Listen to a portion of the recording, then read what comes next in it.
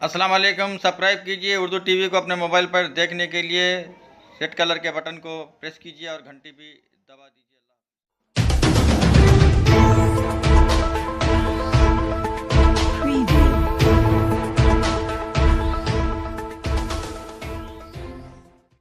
मुमताज़ अहमद खान को अबूरी स्पीकर बनाने पर बीजेपी रुकन राजा सिंह का सनसनीखेज फैसला।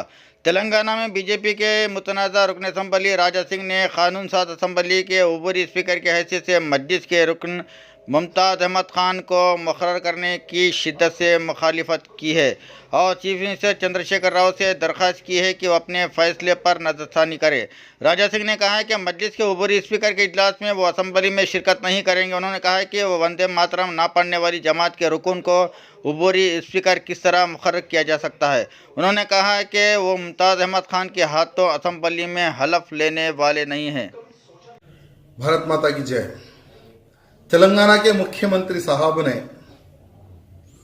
जो निज़ाम फॉलोअर है, जो एमआईएम फॉलोअर है, उन्होंने कल रात को, समझ गए ना, रात को एक डिसीजन लिया कि 3 दिन के लिए जो स्पीकर बनेगा वो एमआईएम का विधायक बनेगा और इसी एमआईएम विधायक के सामने सारे के सारे एमएलए शपथ लेना है।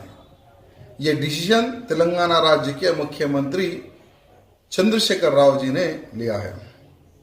तो मैं ये कहना चाहूंगा कि ये राजा सिंह तेलंगाना विधानसभा में जाएगा नहीं और उनके सामने शपथ लेगा नहीं, ये मैं कह रहा हूं।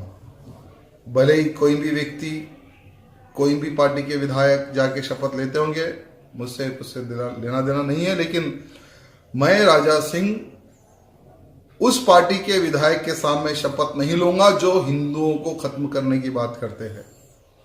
उस पार्टी के विधायक के सामने मैं शपथ नहीं लूंगा जो भारत देश में युद्ध करने की बात करते, वंदे मातरम नहीं गाते, भारत मां की जय नहीं बोलते। ऐसे विधायक, ऐसी गंदी पार्टी के विधायक के सामने मैं शपथ नहीं लूंगा। 16 तारीख के दिन उस विधायक को गवर्नर के सामने शपथ दिलाएंगे, स्पीकर बनाएंगे। 17 तारीख के दिन तेलंगाना विधानसभा में एमआईएम पार्टी के विधायक स्पीकर बनाकर सभी एमएलए को शपथ दिलाएंगे। ऐसा मुख्यमंत्री का निर्णय है। ठीक है, आपका निर्णय आप करिए। मेरा जो निर्णय है, मैं असेंबली नहीं होऊंगा और शपथ भी नहीं लूंगा। लीगली है, जो हमारे अधिकारियों से बात करके आगे फर्दर क्या करना है हम विचार करेंगे। लेकिन तेलंगाना मुख्यमंत्री से ये निवेदन करना चाहता हूं कि आपने जो डिसीजन लिया है, अगर इसमें परिवर्तन करते हैं तो तेलंगाना में एक अच्छा मैसेज जाएगा। और आपने उस पार्टी को सपोर्ट किया है जो कभी तेलंगाना का विकास नहीं चाहिए। ये वो पार्टी के लोग हैं, जब तेलंगाना आंध्रा अलग हो रहा था तो ये लोग किसके समर्थन में थे? मुख्यमंत्री जी, आप वो चीज को याद करने की आवश्यकता है। और अगर आप आपका निर्णय बदल देते हैं। Breaking news. भयानक सड़क हादसे में तेलंगाना के 10 अयप्पा भगत हलाक, 6 जख्मी। रियासत तमिलनाडु में हुए भयानक सड़क हादसे में तेलंगाना से ताल्लुक़ रखने वाले अयप्पा के 10 भगत हलाक हो गए। यह हादसा आज पोदुकोट्टाई के पास नेशनल हाईवे पर इस वक्त पेश आया जब अयप्पा के 16 भगत रामेश्वरम से वैन के जरिए सबरीमाला जा रहे थे। इनकी गाड़ी को तेज़ रफ्तार कंटेनर ने टक्कर दे दी, जिसके नतीजे में वैन में सवार 16 में से 7 अफराद मौके पर ही हलाक हो गए, जबकि दीगर 3 अस्पताल मुंतकिल करने पर जान बर न हो सके।